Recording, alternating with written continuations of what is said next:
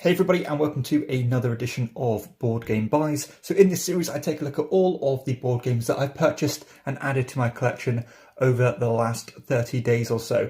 So I only have 9 games here, but there's quite a good range and different types of games I have to talk about. But before I get started on the games, I want to give a shout out to the show's sponsor, KIENDA.co.uk, who are my go-to online retailer when it comes to purchasing board games here in the UK.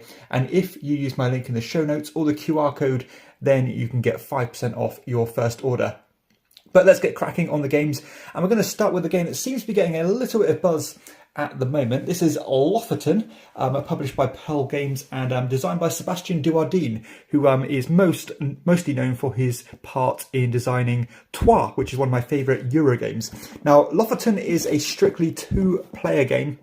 It takes around 30 to 45 minutes to play, and it's quite different to a lot of other 2-player games out there, at least in the mechanisms and what you're doing here. So you're trying to collect these tiles and use those tiles as a kind of tug-of-war system against different scoring cards. But a lot of it is used, or kind of the way the game plays is by managing this hand of cards. You only have 3 cards, and the order in which those cards are in your hand is very important, because you can use the card furthest to the left to do one thing, furthest to the right to do another thing, and the one in the middle to do something else. And you cannot manipulate those cards at all. And what you're trying to do is you're essentially trying to put these orders in, rotate them around so that they align with these tiles in the middle, load them back onto your player board, then hopefully rotate that board back around to you to kind of get the tile and put it on a scoring card. So it's kind of quite procedural in what you're trying to do, but the end game scoring is quite familiar with a lot of other games out there. So I have played this one once before, only on the basic mode, and I'm going to be a bit reserved on my thoughts until I play it some more and try some of the more advanced modules, but it's certainly different, and again it seems to be doing quite well at the moment, so I'm quite keen to try more of Lofoten. Something completely different now with Wagon. Now this is, well, to be honest, I don't really know much about the game other than it is designed by Matthias Kramer, who is one of my favourite designers ever, and made great games such as Rococo, Glen Moore, even games like Lancaster, all fantastic games. Now this is about, I believe it's like the early days of making automobiles, so kind of a different theme. It's not used terribly often. 75-minute game, which sounds right on the money for me.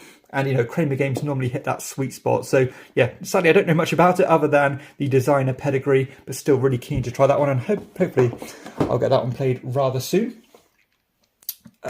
Next up we have Royal Realms. Now this was provided to me by the designer himself, and this is the first game of his. So this is a very simplistic kind of a bidding game, as you have this hand of cards, you're trying to collect these gems, and the way you collect these gems is important because they kind of have different set collection methods. So you have more of the same number, you'll get more points. Different numbers in sequential order will give you more points, etc. But you can use one card to score towards several different patterns. And it also has some really cool little twists in this one, such as the player with the most money left at the end will get some more points, and you can kind of store money away to get money to get these wild cards to hopefully increase your multipliers and things. It actually reminds me a bit of a Knizia game. Now that's all I'm going to say at this time, because again I do need to play it some more, but that is Royal Realms. And if that one intrigues you, go check out this website on Hobby Doctor, or to give it a Google, or you go to hobbydoctorgames.com, but I will be covering it soon in a full review. So that is Royal Realms. We had a recently fulfilled Kickstarter with Gift of Tulips. So this is another kind of a set collection style game, but it is based on this commodity speculation mechanism, where the value of these sets is going to fluctuate throughout the game, and you can play a part in manipulating that. And it has this cool mechanism as well, where if you give away the cards that are most valuable, if you give them to your opponents, then you actually get some instant points rather than endgame points. So if you're not really threatened by another player, you could end up giving them cards and scoring points and hopefully get the edge that way.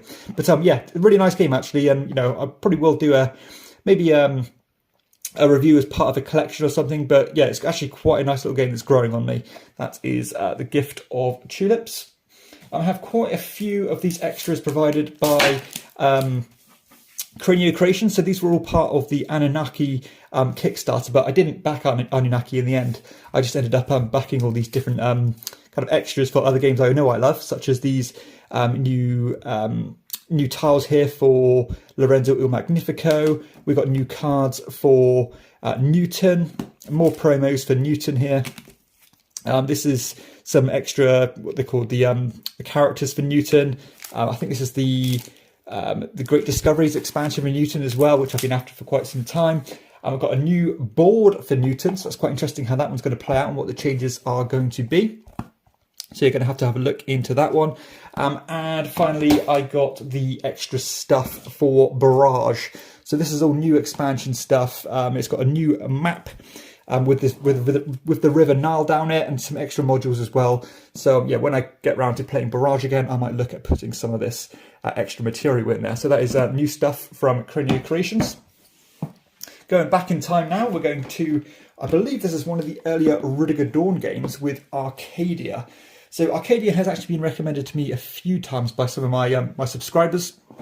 9 times out of 10 I enjoy Rudiger Dawn games. Now this one has a bit of an old school feel to it by the looks of it. I don't know precisely how it plays. I think it's quite abstract. It has some degree of these polyomino tiles being laid here. I believe there's some degree of area control as well. The production is actually really cool and it's quite charming actually, as you have these kind of a mix of kind of traditional Euro components like the Torres castles, but you also have some little miniatures and things.